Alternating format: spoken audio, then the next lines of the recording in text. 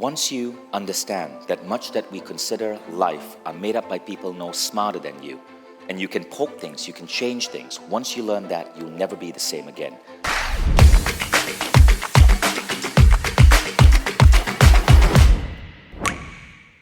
What I want to talk about is an idea called the 4 levels of consciousness. This is the framework of understanding your mind. And consciousness is such a tricky word right now. In the era of AI, what even is consciousness? Sometimes it feels like ChatGPT is more conscious than I am before my morning cup of coffee. But so, what I wanted to do is take a wide variety of different understandings of consciousness through various Mindvalley teachers plus my own work and give you a simple framework to understand what's going on in your mind and in the minds of your clients. The thing about personal growth is we sometimes think that the tools that we use apply to everyone, but that's actually not true. The tools that you use need to be retrofitted to the level of consciousness of the person you're talking to. So by understanding these 4 levels, not only can you navigate the juicy messiness in your own mind, but you also help other people navigate what's going on in their mind. So you're going to learn about the 4 levels, and you're going to learn about tools that you can introduce to people at these levels so that they can ascend. Now, a thing about the levels is this, right? There's a difference between stages and states. These are states. So as coaches, it's very important to know this nuance. A stage of human evolution is when you take on a new understanding of the world, and you can never ever go back to your old self. Once, for example, you evolve into a stage where you feel affinity with the ecosystem and nature, you will never go back to going, I don't care about global warming, fuck those polar bears. It doesn't work that way. Once you go to a stage of understanding, a mind evolved can never shrink back to its original size. And so in all manners of consciousness, you have to talk about 2 things. Stages, which are gradual evolution, that make you a new person, and you can never revert, or states. States shift daily. States shift based on whether you have your cup of coffee. States shift on whether you're in a good mood because you had a wonderful night with your spouse, or in a bad mood because you had a bad argument with your spouse. A state can shift because of the food you're putting in your body. I mean, I recently gave up alcohol, and I noticed that my state has shifted in really beautiful, positive ways. So states shift. So in any discussion of consciousness, you got to understand, is it a stage evolution or is it a state shift? The 4 levels that we are talking about right now are state shifts. In other words, there will be moments in your life when you will be at the lowest level. You will wake up grumpy, or your client may be in a bad state because they just went through a breakup or they just went through a business failure. But by knowing the states, you can ascend and you can rapidly shift your state from a lower state to a higher state. And when you consistently do this, something else happens. You go through a stage evolution. You go through a stage evolution because you start shifting permanently in terms of your ability to navigate life, the world, and the thoughts in your own head. So another practical benefit title for this presentation might be How to Defy Convention and Become Truly Limitless. These are the 4 levels of consciousness that we're going to be talking about. At each of these levels, you react to the world and therefore shape the world in a different way. Now, level 1 is living in the culture scape, and we'll go deeper into that. Level 2 is the world you choose. So in level 1, the world happens to you. You are a victim of the world. In level 2, you choose how you want the world to bend to you. And for most people, they hit level 2 and they peak out. That's it. Level 3 is where you understand that there's a world outside you, but there's also a world inside you. Level 3 is where you go into transpersonal psychology, spirituality, but there's also a level 4, and we'll come to that. So remember, at each level, you react to the world differently. Now, Michael Beckwith says, maps of consciousness are useful things. Once you have a map, you can navigate your own consciousness and better understand your life and decisions. So let's get started, and let's look at where consciousness comes from and what levels we operate in. So first, what makes us unique from animals is that we evolved this incredible brain that had the ability to design language. And language completely changed us. So let's go back 100,000 years ago when the very first modern human being evolved. So all of us actually have a common ancestor that anthropologists more or less place 100,000 years ago. They call that original ancestor Eve.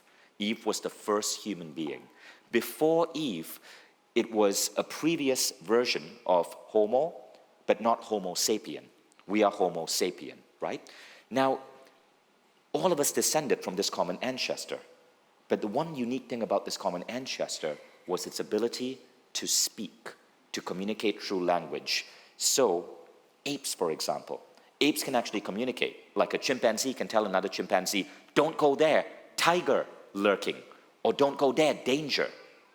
But human beings can basically say, a wife can tell her husband, if you go across that river where you've been warned multiple times that there's a tiger and you get eaten, I'm going to be so pissed off at you because then I'm going to have to raise your damn kids. See, nuance. But that nuance changes everything. And so through our ability to use language, we actually were able to create a world that, according to Yuval Harari, who wrote the book Sapiens, a world that is different from just the physical world.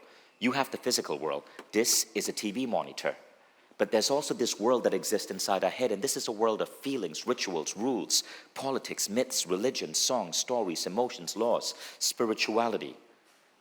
But you can't see or physically touch any of these things. We yet exist in two worlds, the physical world, but then the inner world. Now, let me tell you something. Your feelings are not real. Your emotions are not real. You are feeling things and feeling emotions and giving an interpretation to it. Combined, all of this is called a culture scape. So I know it seems very unempathetic to say your feelings are not real, but I want to show you an example of what I mean by this and how understanding this can change the way we deal with our feelings. So first, let's define culture. Culture is the combined web of rituals, beliefs, practices, and understandings of the world. Rituals, beliefs, practices, and understandings. But culture isn't necessarily correct. I'm sure you've heard that quote, right?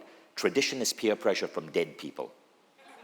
So much of our culture is basically stuff that were passed on generation to generation down a line from your grandparents, typically the paternal side, to your grandpa, your father. And why I say the paternal side is for most of the world, we have lived in a patriarchy, right? But a lot of this culture is absolute rubbish. So at level one, you are living in what is called the culture scape. You are trapped in this web of culture, not understanding that much of what you're trapped within is completely made up.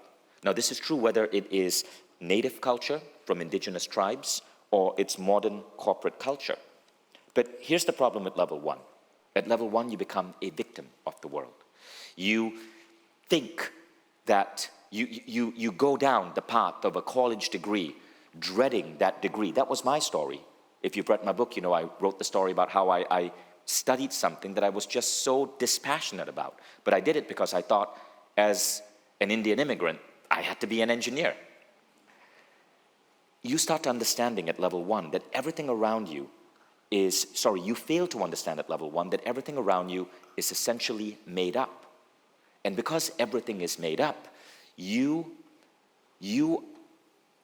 get locked into these made up beliefs that often may not serve you. So, at a certain point, what often happens is that at level one, you start awakening to this idea. You start understanding that the world around you is malleable. And this is when you become what I sometimes like to call a culture hacker. You decide that you no longer like the 9 to 5, so you create your own working hours. You no longer want the safety of a corporate job, so you start your own company. You no longer believe in the education that you're getting from university, so you go through your own education. I did that with personal growth books.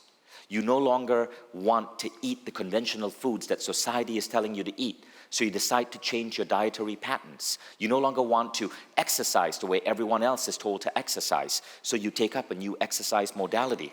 You are effectively hacking culture. And let me show you why this is so important. Can you guys guess what country this is? It's Tahiti. Okay, this is, or at least this is mid-journey version of Tahiti. It's actually pretty cool.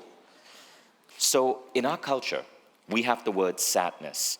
In Tahitian culture, they do not have that word sadness. Rather, the word sadness is more aligned with this idea of the kind of fatigue you feel when you have the flu, right? Now, it could be because Tahiti is just freaking gorgeous, or it could be that they just don't understand this concept of sadness. But this observation of how different cultures have different words for different feelings is from an anthropologist called Lisa Feldman Barrett. She wrote a book on emotions, and her theory is called the theory of learned emotions. And what she asks is basically, are emotions things? Are they really real? And she concludes that they are not. Emotions are learned behaviors from our parents. So let me give you an example. I want you to touch your ears. Just touch your ears, okay? Now, we use our ears to listen to the sounds outside us. But what if our ears were turned inwards and we could listen to the sounds inside our body? What would you hear? You would hear your blood flowing. You would hear your heartbeat. You would hear your lungs beating. But you can stop touching your ears now. But it turns out that we do listen inside. There's a word for this. It's called interoception. It's actually considered one of our senses. But when you do listen inside, what you are hearing is not sound waves. What you're hearing is emotion. So in the theory of learned emotion, what they suggest is that our emotions are basically us hearing what's happening in our body. And then we give that an interpretation. Just like you hear a sound wave that I'm about to make right now, rhino, and we all know from that sound wave what animal I'm talking about. So, it turns out, some scientists believe that there are only 4 feelings: arousal, pleasant, calm, unpleasant. It's very animalistic. This is how animals feel: aroused, pleasant, calm, unpleasant. And everything that is an emotion is basically just the intersection of these feelings. You're feeling jealousy. Well, what's happening there is you're feeling a lot of unpleasantness, but also a lot of arousal, because there's something that the other person has that's arousing you. You're feeling excitement because you're about to get on stage, or you're about to go on a date. You're feeling a lot of arousal and a lot of pleasantness, less unpleasantness, and less calm, because calm is, of course, the opposite of arousal in a way. Now, 2 people might interpret this completely different. Same biochemistry, but based on your parenting, one person might interpret this as excitement, one person might interpret this as anxiety. Likewise, anger. One person might interpret a particular biochemistry as anger, another person might interpret it as drive or competitiveness. It's all made up. And the thing is, not only is it all made up, but your emotions are basically also driven by so many of your daily practices. If you take 5-HTP, which is basically serotonin, your emotions are going to change. You take GABA, it's probably also going to affect your emotional states. You take some magnesium before you go to bed, you're going to sleep sounder, it's going to affect your emotions. And so a lot of the things that we sometimes take for granted as real, really completely made up. And as coaches, of course, I guess one of the challenging things that you got to be aware of is, where do you draw the line between empathy and going, hey, I get how you're feeling, or what you're feeling isn't completely true? I haven't figured this out yet. But I do remember one interesting story. So I was at an event, and I got to meet Robin Williams' son, Zach Williams, right? So Robin Williams, as you know, was an incredible personality, but he committed suicide. And his son, Zach, wanted to prevent other situations like this. So Zach did some research and realized that GABA supplements had a profound impact on happiness levels. And so he developed a company called PIM, P-Y-M, and PIM sells GABA gummies. And they are so delicious. And I find that when I take PIM or take any other GABA supplement, I just feel better. And so I had a friend who was going through sadness, and she was telling me, you know, my mom doesn't understand me, and my sister's a bitch, and I'm just so frustrated. And I said, hey, I hear you, but could I make a recommendation? do you take any supplements? And she goes, no. And I'm like, could you just go to a pharmacy and buy 5-HTP and buy GABA? Just take it for a week and let me know how you're feeling. And she's like, you are such a guy, you just don't get it. You're not listening to me. And I go, yeah, I'm trying to listen, but could you please just try these supplements? So she goes, she buys the supplements. 7 days later, she comes back to me and she's like, what the hell happened? Right now, I'm connecting so well with my mom. I understand my sister. I realize she's not such a bitch after all. It was a biochemistry change, right? And so a lot of how we feel is often governed by things inside us, but we are trained by our parents, by our families to give an interpretation to it. Now, feeling is just one example. The other example I shared earlier is the type of conditioning that you have towards the jobs you take or the lifestyle that you lead, that all of this is made up. And I think one person who explains this really well is Steve Jobs in this beautiful 30-second clip. Sound, please.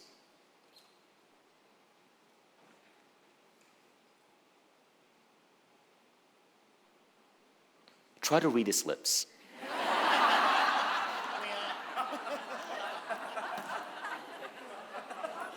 Are you guys good with sound?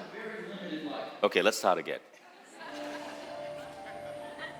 When you grow up, you tend to get told that the world is the way it is, and your life is just to live your life inside the world, try not to bash into the walls too much, try to have a nice family life, have fun, save a little money. That's a very limited life. Life can be much broader once you discover one simple fact, and that is everything around you that you call life was made up by people that were no smarter than you. And you can change it. You can influence it. You can build your own things that other people can use. Once you learn that, you'll never be the same again. Once you understand that much that we consider life are made up by people no smarter than you, and you can poke things, you can change things, once you learn that, you'll never be the same again. Listen to Jobs' advice. What he's implying is that we can be culture hackers. We can hack our understanding of culture. We can change the patterns that we were told were right or wrong in the world.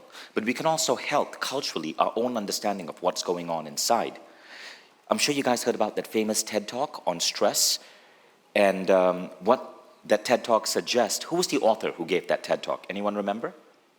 What was her name? Say that again? Kelly McGonigal, right. So Kelly McGonigal gave this incredible TED Talk, one of the top TED Talks in the world, and she found that if you believe stress is bad for your body is going to suffer from stress. But if you believe stress doesn't affect your body doesn't suffer from stress. It turned out even concepts like stress are a learned response. I think Paul McKenna's hypnotic bliss trance, have you guys tried that? It's amazing, right? It completely retrains your brain's ability to define stress. So there are all of these little tools that you can do to break free from the patterns. But so much of what we consider our misery is a learned response. And when people start to see that, whether it's their emotions or it's their living situation or it's their definition of relationship, they have the ability to move to level 2. Remember, tradition is nothing more than peer pressure from dead people. Now level 2 gets a lot more interesting. Level 2 is where you start asking why. Now most of us stop asking why because when we are children and we are naturally inquisitive and curious and we start asking why, our parents' most common response is what? Is shut the hell up, I told you so. Okay, and even if they don't say shut the hell up, they often do say I told you so. And so we stop questioning. At level 2, you bring back this childlike ability to question. And as you question, you start to understand that reality is bendable. You start to understand that life can happen to you, or life can happen from you. So I recently started this thing called the Mindvalley Show. And I bring in all of these amazing personalities. And there was this one story that was really interesting. It was this Indian kid called Yasser Khan. So Yasser was a poor kid in a village in India, growing up in poverty, and he was short and scrawny and bullied a lot. And he just had no self-worth. So one day Yasser told me as I was interviewing him, he was coming back from school and a drunk man started hurling insults at him and chasing him. And he ran as fast as he could to escape this drunk man. but he couldn't outrun the drunkard. Finally, he managed to escape. He got home. He looked in the mirror, and he's like, what is this? I am so pathetic. I'm so weak. I'm so scrawny. I couldn't outrun that drunkard. I hate my body. And he got down, and he just started doing push-ups. And he just kept doing push-ups non-stop until he said, I collapsed from exhaustion. I went to bed, and I just slept because I was so tired. He woke up, and he said something. He said, when I woke up, all of a sudden, I felt this pain in my muscles. And I realized something. I realized I'd given my muscles a stimulus, and that pain meant that my muscles were growing. I had changed something with my own mind. I'd chosen to shift something about my reality, and I could feel in the pain in my muscles that that reality was changing. Yase went on to decide, I'm not going to be scrawny anymore. I'm not going to be outrun by drunkards. He didn't have money, so he went to a gym, and he told the gym owners, listen, I will mop the floors, I will clean the sweat on the gym equipment. All I want you to do is just give me a free membership so I can use the equipment. Yasser Khan went on to become one of the foremost bodybuilders in India. He went on to win number 2 in the United Kingdom. And when I interviewed him, he was the owner of the number 1 gym in Dubai, the most advanced gym in the world, actually. So this episode of the Mindvalley podcast is basically about Yasser Khan showing how he has built the most advanced gym in the world. But think about it. It started with one simple decision. I'm not going to accept my reality. I'm not going to even accept the fact that I have a scrawny body. He got down and he made that one choice to push, to poke the world. And look at what happened. So the interesting thing that happens here is that as soon as someone makes that one choice that they're going to disrupt something, it creates a ripple effect.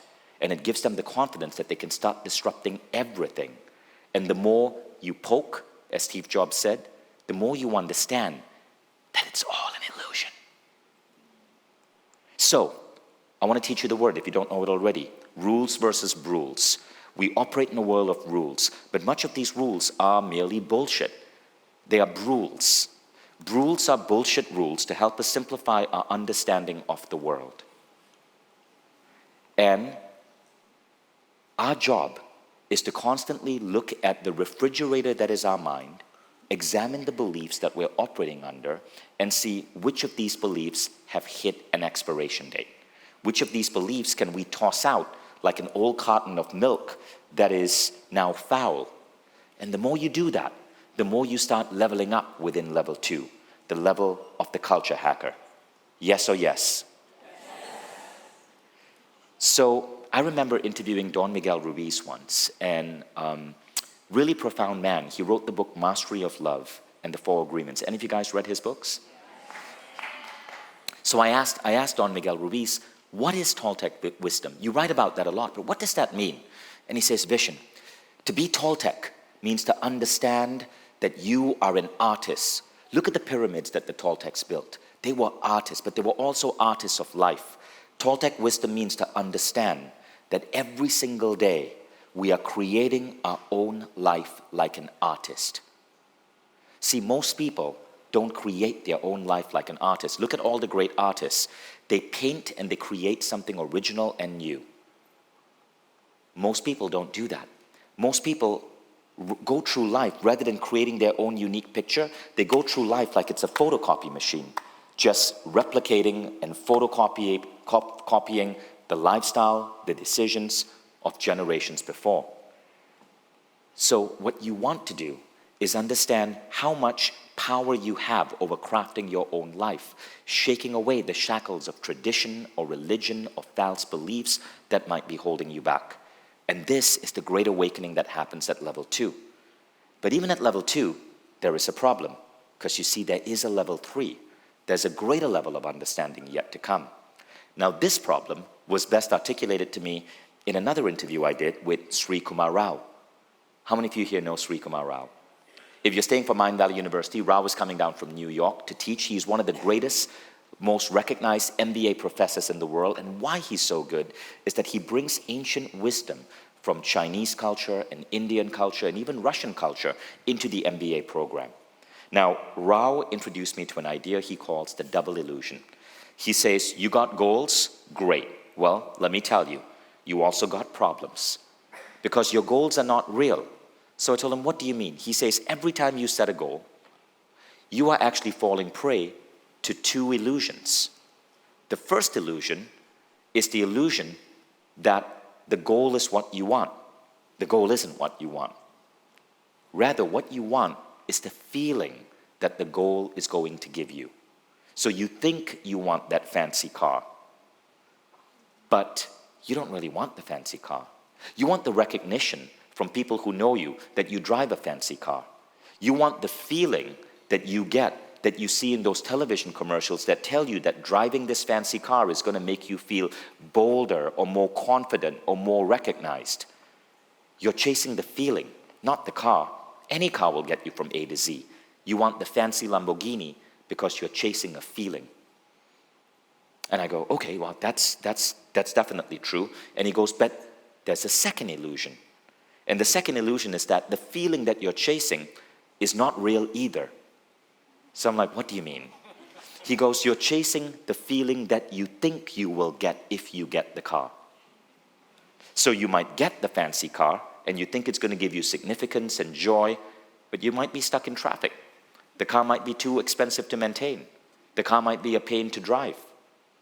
And you might be stuck in traffic in your fancy Lamborghini with all of this incredible overhead that you have to pay, higher cost of fuel, higher maintenance costs. You can't drive it down a highway because you live in LA where all the highways are jammed, and you're thinking, damn it, I should have just taken an Uber. So that's the double illusion at level 2. At level 2, you want to poke the world. You want to make the world so much better. You want to change the world.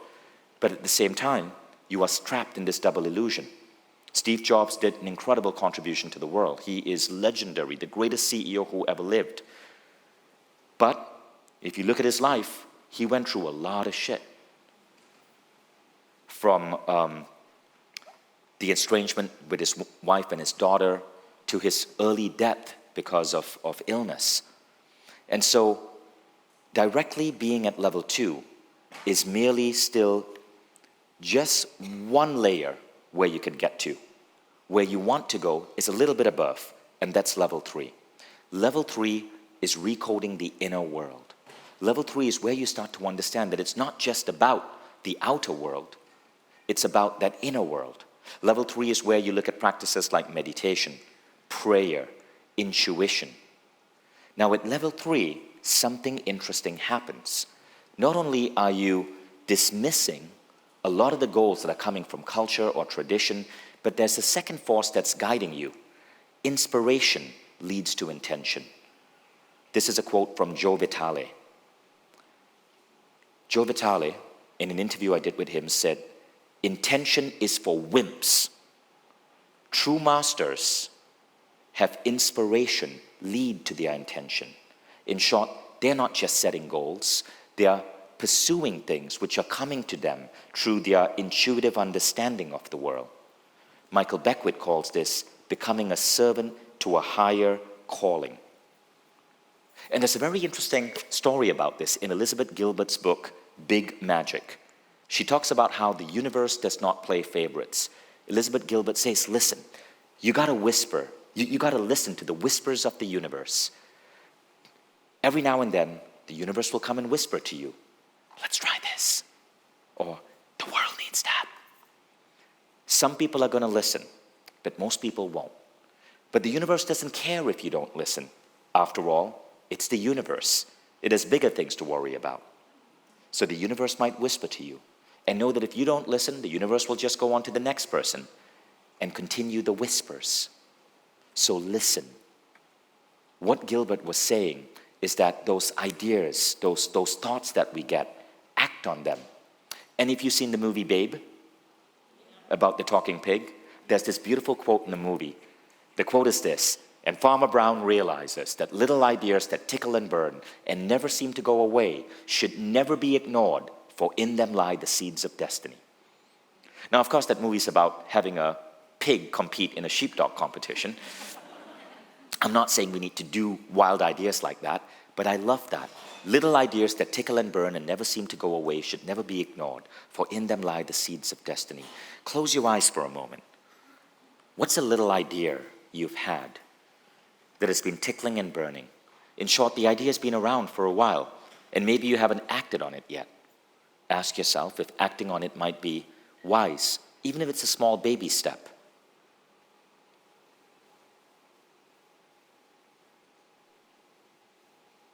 You can open your eyes now. This is why there seems to be this, Elizabeth Gilbert says, this pattern in the world where we see common inventions and ideas coming from two people at the same time. Tesla and Marconi both came up with radio transmission at the same time. And there's this story about Michael Jackson, right? Where Michael Jackson would call up his talent manager at 3 a.m. and whisper on the phone, "Fireflies, fireflies." And the talent manager would go, "Michael, what are you talking about?" And Michael goes, "Fireflies, it's a new song. I have to write it now." And the manager goes, "It's 3 a.m. And Michael goes, "No, I have to write it now. If I don't write this song about fireflies, Prince will write it." This is simultaneous discovery, the universe whispering. So Michael Beckwith introduces this concept called Kensho and Satori, which I've spoken about many times and many of you know. And it's a really useful understanding to have in your coaching portfolio. It is the idea that the universe speaks to us, but if we are not listening and we need to be nudged somewhere, then the universe will often nudge us through a smack at the back of our head. In life, this is called a Kensho moment. So you might end up in hospital because of a health issue. But in hospital, you have an awakening and you understand how to take better care of your health. Or someone breaks your heart, but you have an awakening and you understand how to really select the right life partner. Or you fail at a business and you have an awakening and you understand how to be a better entrepreneur. In short, every pain, Kensho is the Zen terminology for pain, leads to an awakening that gives you a greater understanding of the world, a greater level of wisdom. Satori moments are awakenings that come from listening within at level 3. Their Satori moments come from prayer, from meditation, from tapping into your intuition. This is where you're listening to the universe, so the universe doesn't have to smack you at the back of the head and go, "Yo, pay attention." So we want to step more into Satori and less into Kensho. The more you're listening to the voices within, the less pain you go through, because there's this inner voice guiding you. So I drew a diagram to represent Michael Beckwith's teachings in my book, and it looks something like this. If you look at quality of life over time, the dips, these are Kensho moments.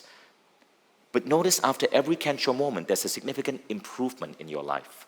But also notice the slow, gradual risings. These are Satori moments. Satori moments come from being at level 3, from your meditation practice, your intuitive practice, from listening to the voice within. But don't get me wrong, Kensho moments are deeply, deeply, deeply powerful.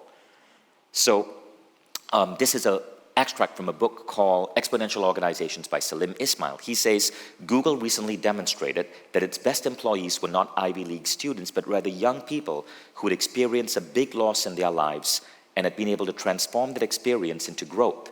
According to Google, deep personal loss has resulted in employees who are more humble and more open to listening and learning. Crazy, isn't it?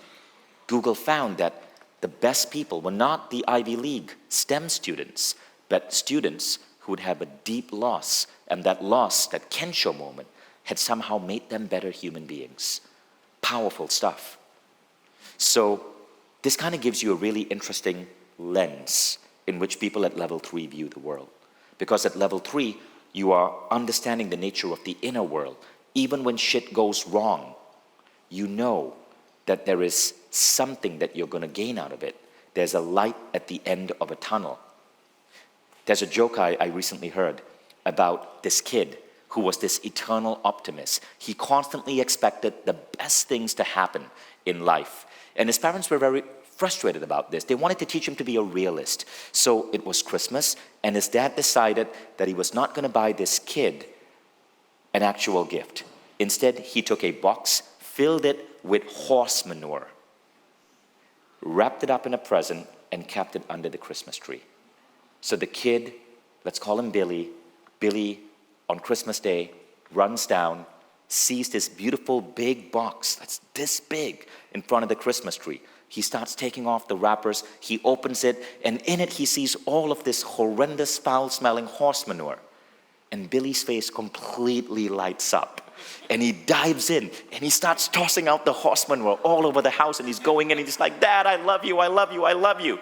And Dad goes, Billy, what's going on? And Billy goes, Dad, I know how this works. Where there's manure, there must be a pony.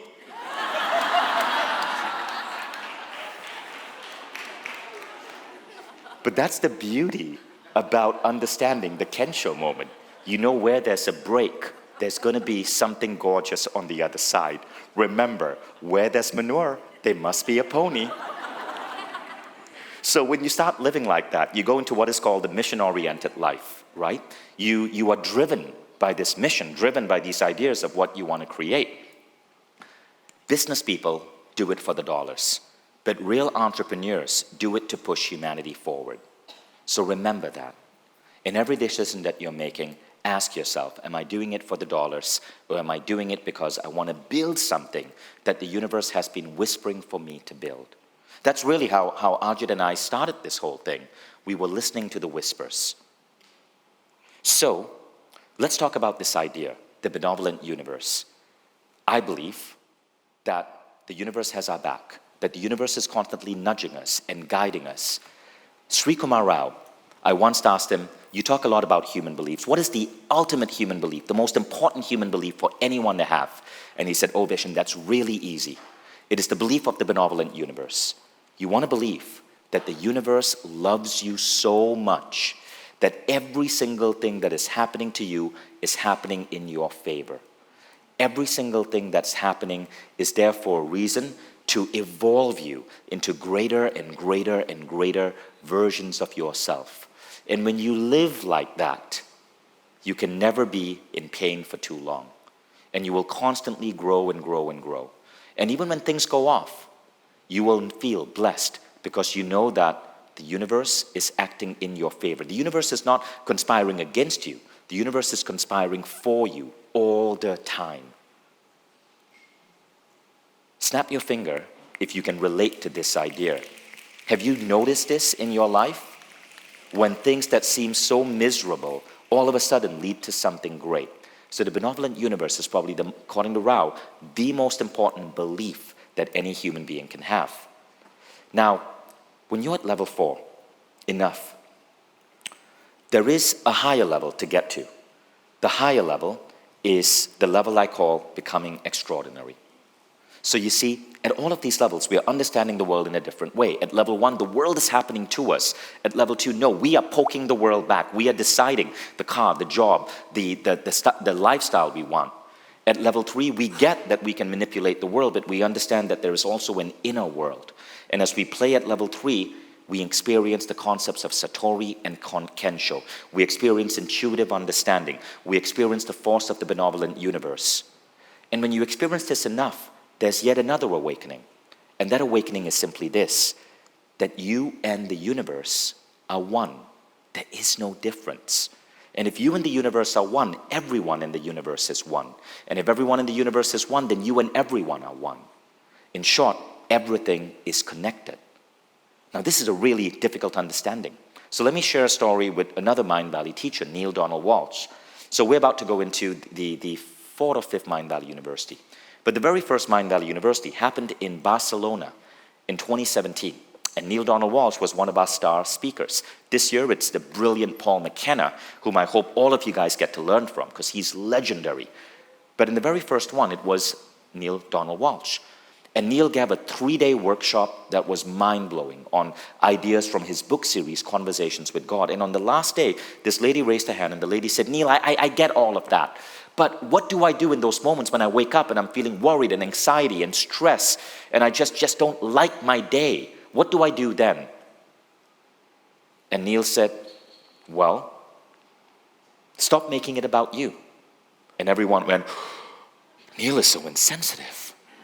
But then Neil continued. He said, listen, I just want you to know this. If you're feeling all of that, you've made your life about you. Don't make your life about you. Remember, your life is not about you. Rather, your life is about the lives of everyone you touch. Remember this at all times, and you will never wake up feeling anxious or worried or stressed out again. He said, when you walk into a room, walk in to heal the room. In whatever you do, make your life about the lives of everyone you touch. In short, be a coach.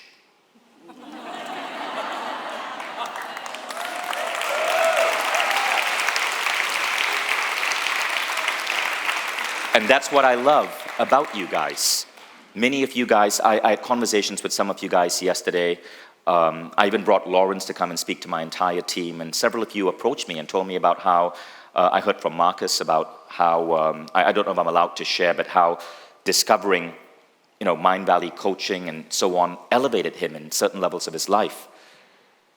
All of you had a profound impact, and now you've chosen to not make your life about you, to make your life about the lives of everyone you touch, and I respect you for that. And look around the room. Like, you guys are living, are at the perfect position to live this ethos at level 4. You guys are people who are shifting lives, and I couldn't be more proud. Now, Neil calls this the unity drive. He says the single most important value of high awareness of, he says, if we believe that there are advanced civilizations out there in space, the highest value that all of them have in common, this was in CWG, Conversations with God, Book 3, is the value of unity, that there's no separation between us. This is what you want to step into. The idea that there's no separation between you and your client, there's no separation between all of you here. In fact, the reason all of you are here is so that you can see that that separation across distance, across time, is illusion. You are here connected with other people with common values, common dreams, common philosophies. Other people who want to make their lives about serving others. This is the concept of unity. This is what takes you to level 4. When you get to level 4, you start seeing that all separation is the illusion. Separation between you and others, separation between you and cultures. Even the concept of nationalism starts fading away because you start having this profound love for your country, yes, but also love for all other cultures and countries around the world. You cannot possibly have any tinge of racism at this level because those barriers no longer exist. But you're going way beyond that. You're also seeing this unity drive in how you do business. Everything has to be win-win. One of my favorite business partners is Ajit and John Butcher, right? John Butcher is the Lifebook guy. Let me show you what unity in business looks like. We actually fight for each other. So when John and I, when Mindvalley recently acquired the majority share in Lifebook, and as we were going through all of that discussions, if I forgot something in my contract, John will go, Vishen, you probably want to add that because that will be in your favor. Because to him, there's no separation. So you want to seek out people like that, people who, they don't just want to fight for themselves, they want to fight for you, right? That's unity. And when you start embracing this in your life, there are a number of beautiful things that start to emerge. The qualities of living in this state. Number 1, sense of deep connectedness. You are constantly aware of how deeply connected you are to everyone and everything. Now, it doesn't mean that you don't lose your temper. It doesn't mean that you may not one day be going through some crazy stressful situation and be a little bit more asholic. Remember, these are states, right? We move through these states. You may forget your GABA and 5-HTP one day and wake up and kick the dog. It happens. But by understanding these maps, you understand, oh, okay, there's an ideal I can aspire to. You understand a pattern, a framework, and that's the point here. We're not asking you to be perfect. We're asking you to understand that there's a roadmap that you can use to shift your reality. So the first thing is deep sense of connectedness. This deep sense of connectedness allows you to be tapped into intuition. The more connected you feel, the more that intuitive drive, the more connected you feel to the universe, the more the universe whispers to you. That leads to inspiration drives your intention. Now you're making better choices, better decisions, because they're not coming from what you saw on television. They're coming from this intuitive inner drive, which stems from connection. And the final thing is, I firmly believe this, when you're operating based on that intuitive drive, luck is on your side. Because what you are seeking to do and what the universe wants you to do is aligned. Rao taught me this incredible quote, this incredible poem from Rumi. I'm going to see if I can remember it. It says, when I chase after what I want, my life is filled with stress and anxiety. But if I sit in my own place of patience, what I want comes to me without any pain. From this, I understand that what I want wants me too, is seeking me, is looking for me. There's a great secret in this for anyone who seeks to understand. I believe this is explaining that Rumi poem. So, remember, connectedness leads to intuition, leads to inspired action, leads to this feeling of being just one really lucky bastard. And that is how we shift the levels of our consciousness. So remember, I'm not saying that everybody has to be here all the time. I certainly aren't. I have grumpy days, I have stressy days. But by understanding these levels of consciousness, you can adjust. I can tell myself, oh shit, Vishen, you're really thinking like, you're really operating at level 1 right now. Shift. Or you're at level 3, but is this in the highest value for everyone involved? How do you shift to level 4? So by understanding this roadmap, we give ourselves a framework to always operate based on our most conscious self. And so while words like consciousness are tossed around so loosely, it helps to have a framework to understand how to get there. Now again, this is just my framework, putting together a lot of the wisdom I found in Mindvalley. There are many other frameworks for consciousness. In fact, that's what religions also attempt to do. So take everything here with a pinch of salt. If you find this useful, apply it. Don't preach it because there's no evidence that this is all real. This is simply what I use. And if you find anything here useful, feel free to use it. But let's go back a moment to the 4 levels and how it applies in coaching. If you're talking to someone at level 1, right, you cannot just tell them, visualize your goals and they're going to happen. They're not at that level yet. They don't understand that they can poke back at the world. The best tool for level 1 actually came from Esther Hicks. In her book, The Deliberate Power of Emotion, she talks about something called segment intending. She says, even if you cannot see positiveness and the future, you can play a little game by thinking about your life, your day that's about to unfold in segments, and you can say, wouldn't it be nice if today morning as I left for work, the commute was pleasant? Wouldn't it be nice if today at work, my boss appreciated me? Wouldn't it be nice if today at work, I didn't get really stressed out about my project? It's a game. And she says, the more you play this wouldn't it be nice game, if you're at that level where you are not so ready to simply believe that everything is going to happen for you, the more you play it and the more you observe the reality of how things are becoming nicer, the more you shift to what I call level 2. Now, level 2 is creative visualization. Level 2, you know exactly what you want. The tools over there are creative visualization. The Silva method operates at level 2. But when you go to level 3, it's less about creative visualization. It's more about feeling and listening. If you look at the 6-phase meditation, it starts with a unity practice. It starts with a compassion practice, which is essentially a unity practice. Then a gratitude practice. Then a forgiveness practice. It's all about connectedness. And then you feel into, if you look at my technique of merging and be extraordinary, you feel into what wants to emerge from you. So level 3, manifesting, is very different. I don't do creative visualization anymore. That's a level 2 practice. And if you do it, great, nothing wrong with it, but you can evolve to a level 3 practice where you feel and you sense what you want to create before you create, right? And then there's level 4 practices. Level 4 practices is where you break down the walls. You bring in, you create businesses, you create projects which involve community, which involve connectedness. For example, if you're running a particular store or a service, you are ensuring that whatever you're doing follows the latest environmental standards. If you're running a company like what we are running, you ensure that you are meeting and connecting with your customer. Your customer isn't something to suck money from. Your customer is there. Yesterday, for example, I brought my entire executive team to come and attend the event, to meet with you guys, to hear stories, because I want them to know you guys. It breaks down the barrier.